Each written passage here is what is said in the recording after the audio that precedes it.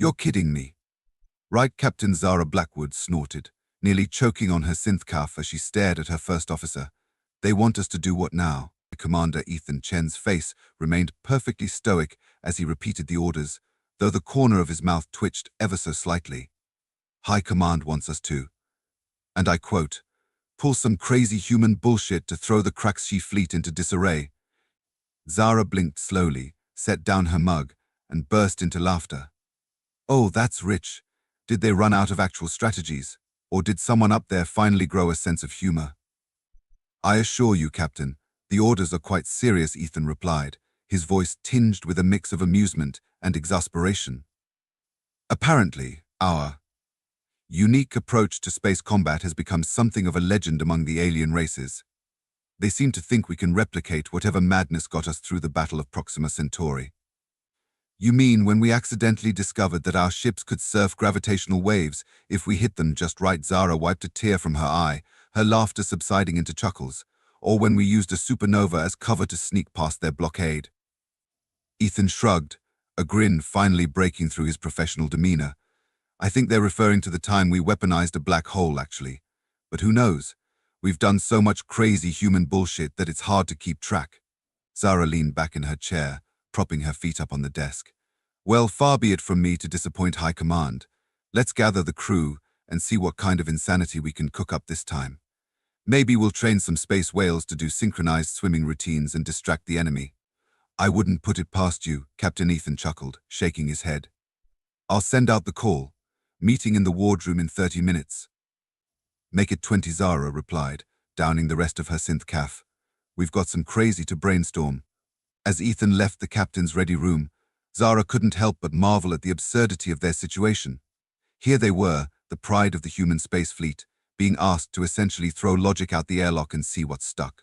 It was ridiculous, insane, and utterly human, and she wouldn't have it any other way. 20 minutes later, the wardroom of the HSS Audacity was filled with a mix of excited chatter and nervous energy. The ship's senior officers, along with a few hand-picked specialists, crowded around the holographic display table at the center of the room. Zara strode in, her presence immediately commanding attention. All right, people, listen up. We've got ourselves a unique opportunity here. High Command has essentially given us carte blanche to do whatever crazy shit we can think of to mess with the Craxshi fleet. A chorus of laughter and disbelieving murmurs rippled through the room. Are they serious, Lieutenant Sophia Reyes? The ship's tactical officer asked with a raised eyebrow. As a heart attack, Ethan confirmed, nodding solemnly before breaking into a grin. Apparently, our reputation precedes us. Well, hot damn, Chief Engineer Malik O'Brien exclaimed, rubbing his hands together with glee. Does this mean I can finally try out that antimatter slingshot idea I've been working on? Zara pointed at him with a wink. Put it on the list, Chief. Nothing's off the table. Except maybe actually destroying the fabric of space-time. Let's try to avoid that if we can. Yeah. The room erupted in laughter again, the tension dissipating as the crew realized they were being given free rein to let their imaginations run wild. Okay, folks, Zara continued, activating the holographic display. A three-dimensional map of the sector appeared, showing the positions of both the human and Craxshi fleets. Here's our current situation. The Craxyavas outnumbered 3-1, and they're pushing hard towards the Epsilon Eridani colony. Our job is to stop them, or at least slow them down long enough for reinforcements to arrive. She zoomed in on a particular section of space, highlighting a series of gravitational anomalies and stellar phenomena. Now, normally, this would be a pretty straightforward slugfest. But since we've been given permission to get weird, I want ideas. The crazier, the better. Hit me. For a moment, there was silence as the crew stared at the map, their minds racing. Then, almost as if a dam had burst, the ideas started flowing. What if we used the gravitational lensing effect of that neutron star to create holographic duplicates of our ships, suggested Ensign Yuki Tanaka, the ship's science officer. We could make it look like we have a much larger fleet than we actually do. Zara nodded approvingly. Not bad, Ensign. Put that one in the maybe pile. What else? We could try to lure them into the asteroid field and then detonate some high-yield nukes, Lieutenant Reyes offered. The electromagnetic pulse might fry their systems, and the debris field would make navigation a nightmare. Ooh, I like the way you think, Sophia. Zara grinned. But let's see if we can kick it up a notch. Anyone else? Chief O'Brien cleared his throat. Well, Captain, about that antimatter slingshot. If we can rig up a series of containment fields in just the right configuration, we might be able to create a sort of space catapult, fling our smaller ships right through their lines at relativistic speeds. The room fell silent for a moment as everyone contemplated the sheer audacity of the idea. Malik, Zara said slowly, "That is quite possibly the most insane thing I've ever heard." She paused, then broke into a wide grin. "I love it. Start working on the calculations." As the chief engineer beamed with pride, more ideas began to flow. What if we used quantum entanglement to teleport boarding parties directly onto their ships? Could we create a temporary wormhole to outflank them? Hey, remember that time we accidentally turned a planet's core into a giant EMP? Could we do that on purpose? Zara listened to each suggestion, her mind racing with possibilities. This was what humans did best, thinking outside the box, pushing the boundaries of what was possible, and turning apparent weaknesses into strengths. The Kraxi, like many of the alien races humanity had encountered, relied heavily on advanced technology and rigid battle doctrine. They were formidable opponents, to be sure, but they lacked the creative spark that made humans so unpredictable and dangerous. As the brainstorming session continued, Zara found herself reflecting on the strange journey that had led humanity to this point. It had all started, as these things often do, with a misunderstanding. When humanity first achieved faster than light travel and ventured out into the galaxy, they discovered a thriving community of alien civilizations. Most of these races had been spacefaring for millennia, and they had developed complex protocols and etiquette for everything from first contact to interstellar trade. Humans, being humans, promptly proceeded to accidentally break every single one of these unwritten rules. Their first diplomatic faux pas came during a meeting with the Zho-Rak Confederation. The human ambassador, in an attempt to show respect, presented the Zho-Rak leader with a bouquet of flowers. Unfortunately, what the ambassador didn't know was that in Zho-Rak culture, presenting someone with severed plant reproductive organs was considered a grievous insult, roughly equivalent to mooning someone while singing crude limericks about their mother. The resulting diplomatic incident took weeks to smooth over, and it was only the beginning. Humans continued to bumble their way through galactic society, their actions ranging from mildly confusing to utterly terrifying to their alien counterparts. They asked personal questions of the telepathic Mindaria Major Taboo, attempted to pet the fur of the notoriously touch-averse Vex till nearly starting a war, and somehow managed to accidentally become royalty on 3 separate planets due to misinterpreted ritual challenges. But it was in the realm of space combat that humans truly began to shine or horrify, depending on your perspective. The first major conflict came when a human mining operation unknowingly encroached on territory claimed by the Silicon Consciousness, a race of sentient crystals. The South Carolina demanded that the humans leave immediately, citing ancient territorial agreements that humanity knew nothing about. The human commander, one Captain Evelyn Stark, attempted to negotiate. When that failed, she did something that would go down in history as either brilliant or insane. She challenged the Silicon Consciousness to a game of chicken. Captain Stark maneuvered her ship, a retrofitted mining vessel, directly between the SC fleet and the disputed asteroid belt. She then broadcast a message across all frequencies. "All right, you sparkly bastards, listen up. We didn't know this rock was yours, and we're willing to talk about it. But if you want us gone, you're going to have to blast us out of the sky. Fair warning. Though our ship is carrying enough explosives to turn this entire asteroid field into a very pretty light show. So what's it going to be? Do we talk, or do we all go boom?" The Silicon Consciousness, utterly baffled by this display of what they perceived as madness, hesitated. In that moment of confusion, reinforcements from the human space fleet arrived, and the situation was eventually resolved through diplomatic channels. But the story spread, and with it, the galaxy's perception of humans began to change. They weren't just clumsy newcomers anymore. They were unpredictable. As humanity expanded further into space, more stories emerged. There was the Battle of Tau Ceti, where a lone human corvette took on an entire Kraxi battle group by flying through a solar flare, using the electromagnetic interference as cover.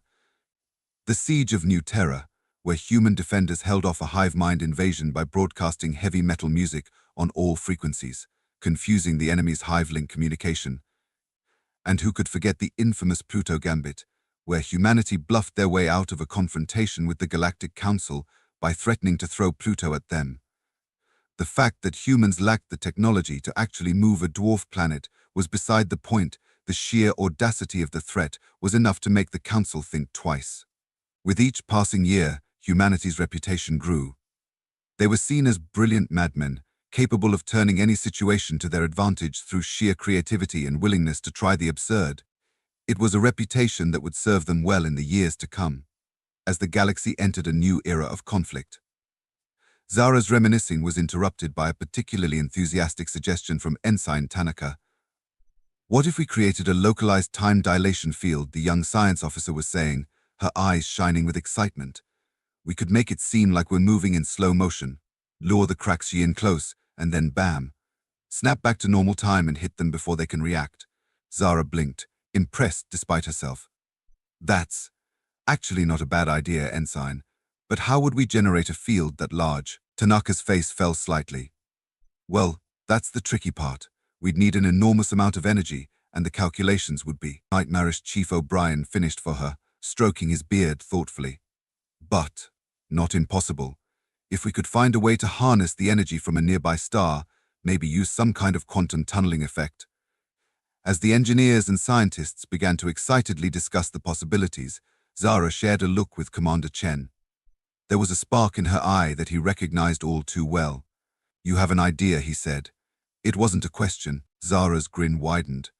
Oh yeah, it's completely insane, probably impossible, and might just save all our asses. She turned to address the room. All right, people, listen up.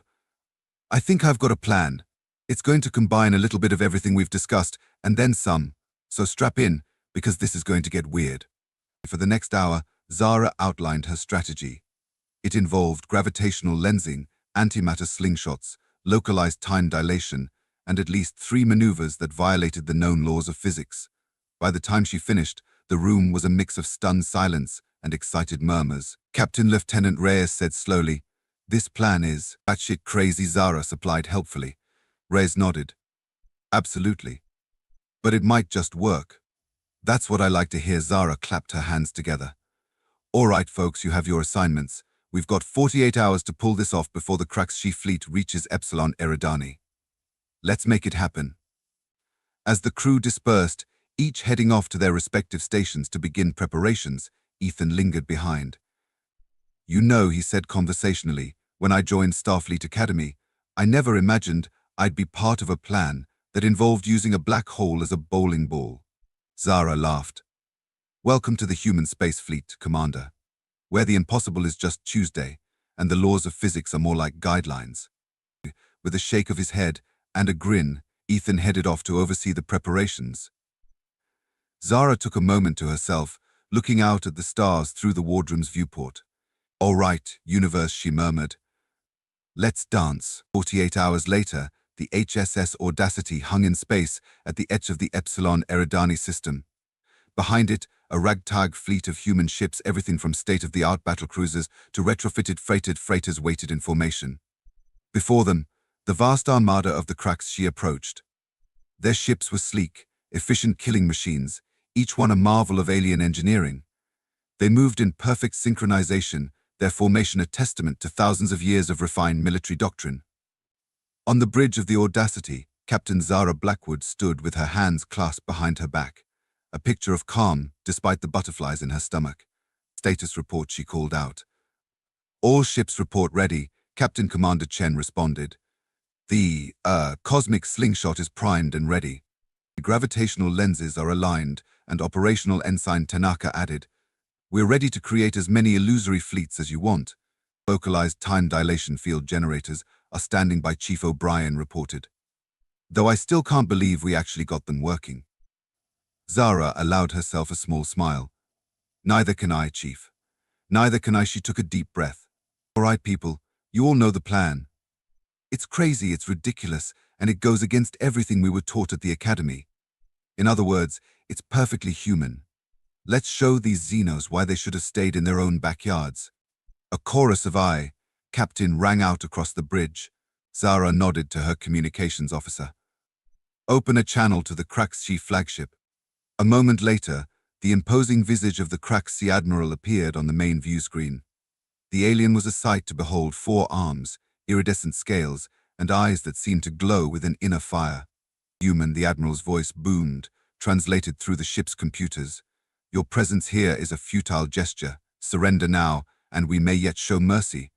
Zara put on her best shit-eating grin. Well, hello to you too, gorgeous. Love what you've done with your scales. Is that a new moisturizer? The admiral's eyes narrowed in confusion and anger. You dare to mock us? We outnumber you 3-1. Oh, about that, Zara said casually. I think you might want to check your senses again. You see, we humans have this. Oh, about that, Zara said casually. I think you might want to check your senses again. You see, we humans have this funny little habit of multiplying. As if on cue, Ensign Tanaka activated the gravitational lensing array. Suddenly, where there had been only a small fleet of human ships, there now appeared to be hundreds, no, thousands of vessels, stretching as far as the eye could see. The Kraxi admiral's eyes widened in shock. Impossible. Where did these ships come from? Zara winked at the screen. Oh, you know us humans. We're like rabbits, we breed fast. Of course, most of these ships were just light echoes, created by bending space itself around carefully positioned gravitational lenses. But the Kraxi didn't know that. All they saw was an overwhelming force that had appeared out of nowhere. Now then, Zara continued, her voice taking on a more serious tone. Here's what's going to happen. You're going to turn that pretty fleet of yours around and head back to Kraxi space. If you don't, well, let's just say things are about to get weird. The admiral sneered, although Zara could see a flicker of uncertainty in those alien eyes. You think your illusions scare us, human? We are the Kraxi. We have conquered 1,000 worlds. We will not be intimidated by your tricks. Zara shrugged. Can't say I didn't warn you. All right, folks, let's show them how we do things downtown. With that, she cut the transmission. Mr. Chen, if you'd do the honors. Commander Chen nodded, a mischievous glint in his eye. With pleasure, Captain. Initiating Operation Cosmic Bowling Ball. At his command, a series of carefully positioned antimatter charges detonated in sequence. The explosions, precisely calculated by Chief O'Brien and his team, created a ripple effect in the fabric of space-time. This ripple traveled outward, gaining strength as it went, until it reached a very specific point, a micro-black hole that had been towed into position over the last 48 hours.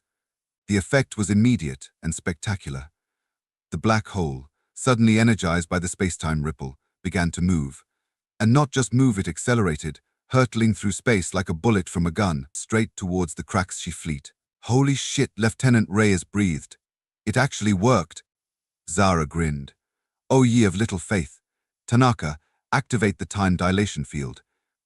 As the black hole, now glowing with Hawking radiation and looking for all the world like an angry cosmic bowling ball, sped towards the enemy fleet, a shimmering field enveloped the human ships. From the Kraxi perspective, the human fleet seemed to slow to a crawl, almost freezing in place. The Kraxi admiral, seeing this, made a fatal mistake. Thinking the humans had somehow disabled themselves, he ordered his ships to advance. It was exactly what Zara had been counting on. Just as the Kraxi fleet began to move forward, Ensign Tanaka reversed the time dilation field.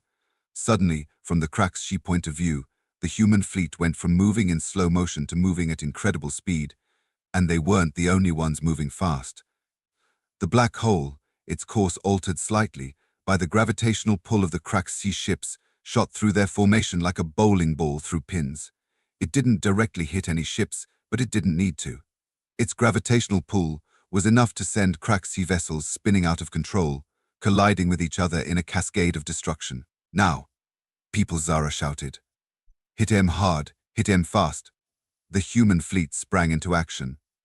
Smaller ships, flung forward by O'Brien's antimatter slingshots, zipped between the disoriented Kraxi vessels, unleashing precision strikes against key targets.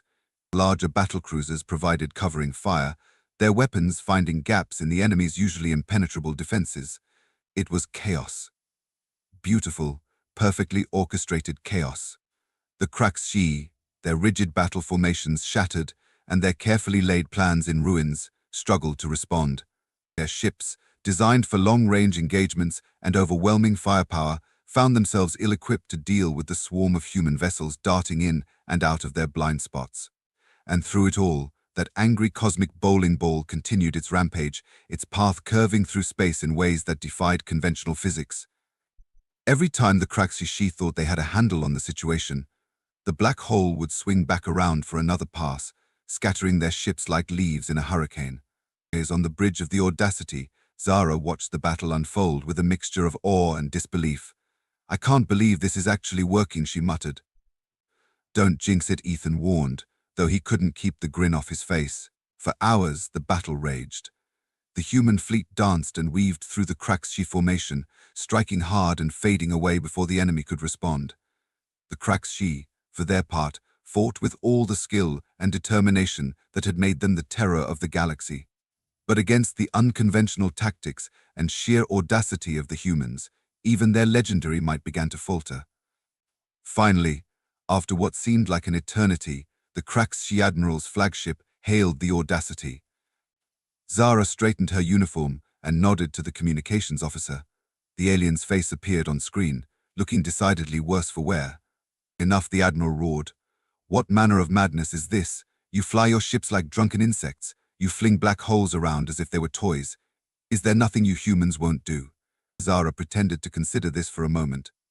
"Well, we draw the line at pineapple on pizza, usually, although I knew this guy once who—" Silence, the Admiral interrupted. I do not understand you humans, but I know when I am beaten, we will withdraw." Zara's expression softened slightly. "That's a wise decision, Admiral. You fought well, but maybe next time, don't underestimate us primitive humans, yeah?" The Admiral growled something that the universal translator declined to repeat, and the transmission cut off. Slowly, the remaining Craxi ships began to limp away, forming up into a ragged retreat formation. For a moment, there was silence on the bridge of the Audacity.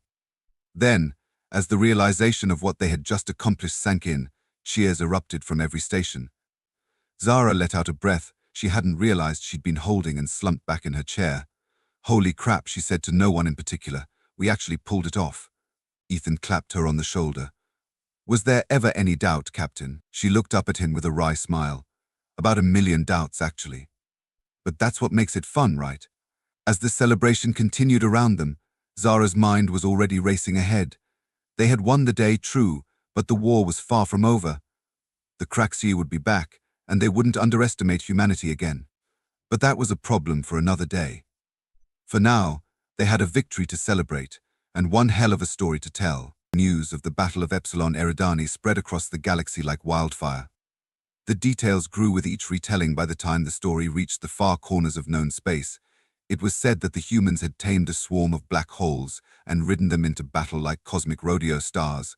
In the halls of the Galactic Council, representatives from 100 species argued over what this meant for the balance of power in the galaxy. Some called for immediate action to contain the human threat. Others advocated for closer ties with these unpredictable but clearly formidable newcomers. But in the bars and cantinas of 1,000 worlds, the reaction was much simpler. Beings of all shapes and sizes raised their glasses or tentacles, or sensory appendages in toast, to the crazy humans who had done the impossible. As for the crew of the HSS Audacity, they found themselves becoming reluctant celebrities. Captain Zara Blackwood, in particular, was in high demand for interviews and speaking engagements. She handled it all with her usual mix of charm and irreverence, much to the chagrin of Human Space Fleet's PR department. During one particularly memorable interview with a Zorak news program, she was asked about the key to humanity's success. "Well," she said, leaning back in her chair with a grin, "I could tell you it's our advanced technology, or our superior tactics, or some grand master plan.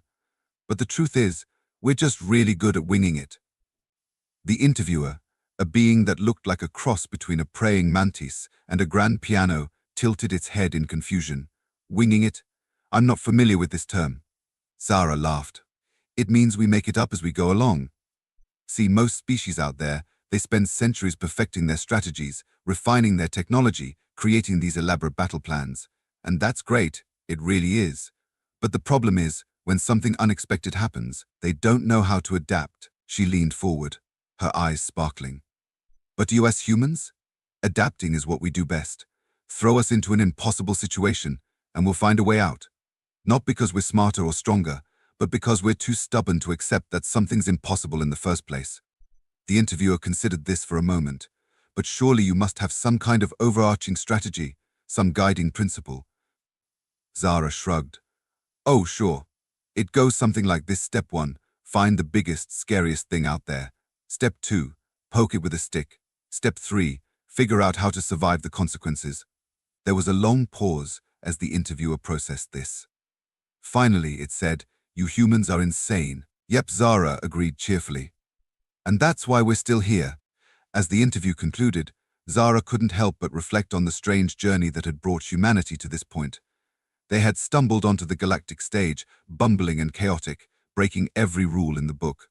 And somehow, against all odds, they had thrived. She thought about the future, the challenges they would face, the mysteries they would unravel, the impossible situations they would inevitably find themselves in. And she smiled.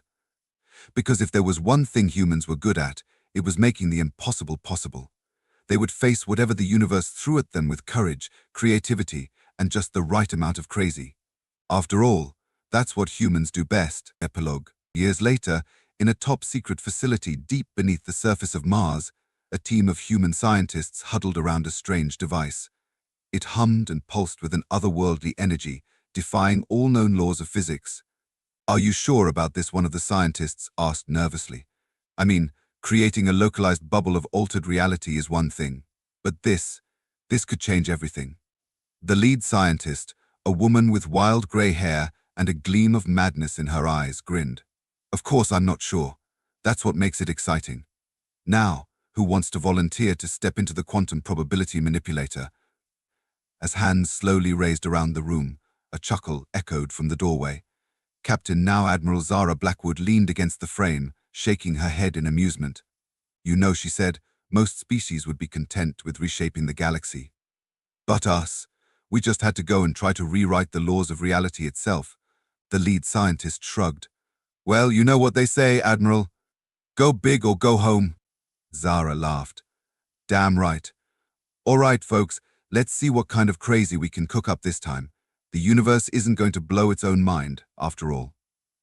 And with that, humanity took its next step into the unknown, ready to face whatever impossibilities awaited them with their unique blend of ingenuity, audacity, and just a touch of madness.